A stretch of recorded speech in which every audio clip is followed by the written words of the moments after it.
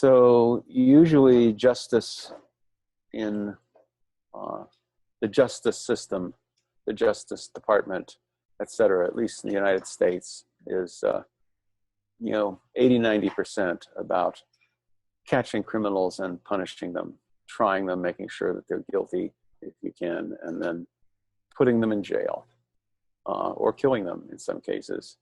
And this is not the kind of justice that a wise democracy is that interested in.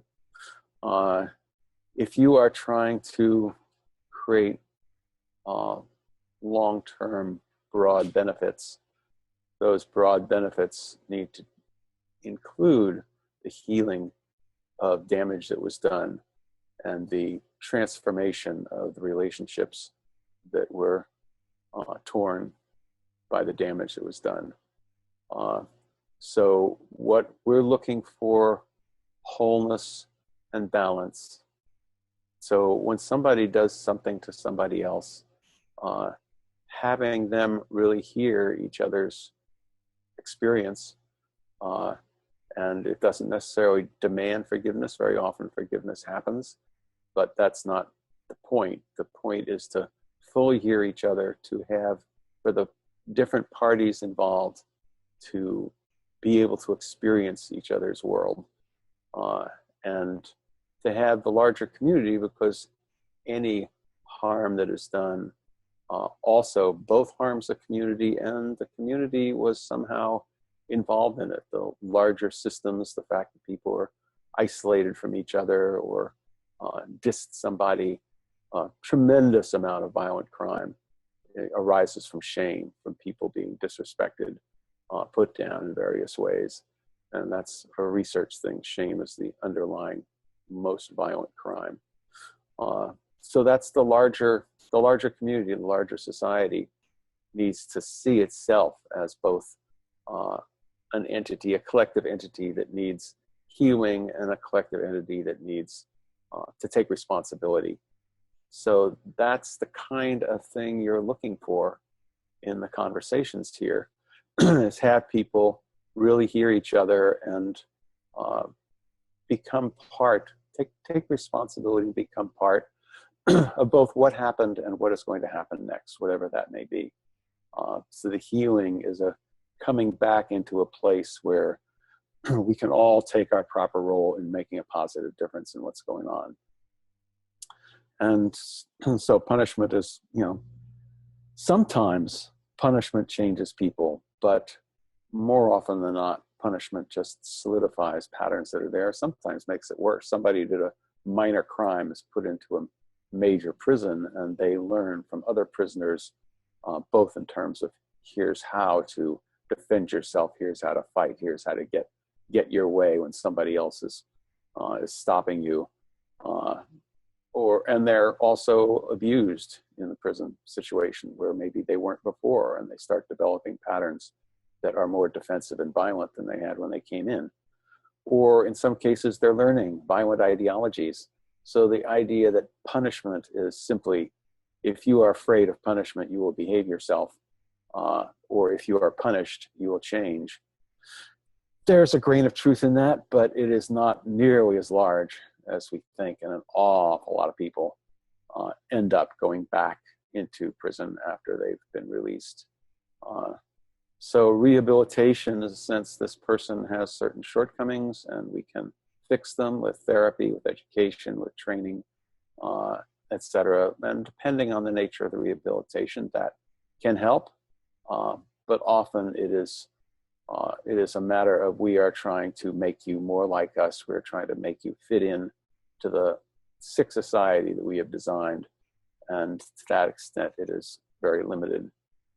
So the true healing from harmful acts is people saying, here's the person who did fraud or did a murder, and they are talking to the people who they hurt.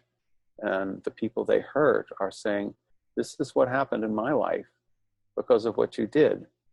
And the person is saying, well, this is how I came to do this. And, I I really don't like the fact that I created these effects on you. I'm very sorry I did. Or if they're not sorry, they stay clammed up, whatever it is. But the more honest and open-hearted the communications can be, the more healing can happen. But you want to include the victim and the offender. It's not that it's the harm. So often in the United States, the state is stepping in. So if there was a murder and the family of the murdered has been hurt by that, as well as the person who was murdered, the state is there as the accuser, and it says you have violated the laws, and the state is judging you, and the people who are being impacted are set aside. They may at some time during a trial be able to say something, but they are, basically pushed aside from the full process that's going on to handle this crime. So the idea that what really needs to happen is a meeting of minds and hearts and souls between victim, offender, and the community, and having the offender, assuming that they are in fact, because many people who are put, there's no victim. Very often there's no victim. Somebody who's put in jail for having an ounce of pot has not done a damaging act. But if they have done a damaging act, what kind of amends can be offered? What can be done to make up for the fact, I harmed you, now I'm going to help you. I'm going to do something, it may or may not be something that actually rises to the occasion and balances it out, but I'm trying to, to put something on the other side, part of the scale of balance and justice, to make up for what I did. And in some cases, it's a whole society that needs to do that. The crimes against humanity, crimes of genocide, the American society's crime of slavery and the murder of Native Americans, indigenous tribal peoples, and that's true lots of places around the world, but I'm most familiar with the American story, and the sense that there is a need for some kind of amends. There's a demand for reparations from Black communities for slavery. It's like the fact of slavery, the fact that the overwhelming number of Black people African Americans who came to the United States, came to the Americas, came because of slavery. And that past has left all kinds of residues in both the people, Black people, and in the white people and the larger society. And the idea that you could try to make up for that in some way. Is there some way to give support for these people, give a positive help for people who have, as a class, been harmed? So the systemic injustice, having a society take responsibility for that is quite amazing. That happened in Germany. It was very interesting, the extent to which finally the Germans took major responsibility for the Holocaust, and a lot of Germans, unofficial Germany, did. There's many Germans who haven't, but the sense of the whole society goes, this is important to attend to, this is important to apologize for, this is important to make amends for. It has a very powerful influence. And restorative justice, there's a whole movement, several variations of it, but it basically follows this kind of logic that we're trying to restore health and wholesomeness to our communities and to the harmed relationships. Nonviolent communication is a healing process for conflict and a true hearing of what's going on for the people who are in conflict, or the person who feels they've been hurt. Truth and Reconciliation Commissions. I think this was originally done in South Africa to look at the violations of human rights that occurred under apartheid. I know other people have been doing variations of it since then, other societies, but that's an effort of a whole society to surface a larger systemic violence that has happened and take responsibility for it, and have people be able to, the people who have committed, crimes against humanity or crimes against human rights, are able to speak what they did with less punishment, because they are coming out, coming clean in terms of actually claiming responsibility and confronting people who have been affected by what they did.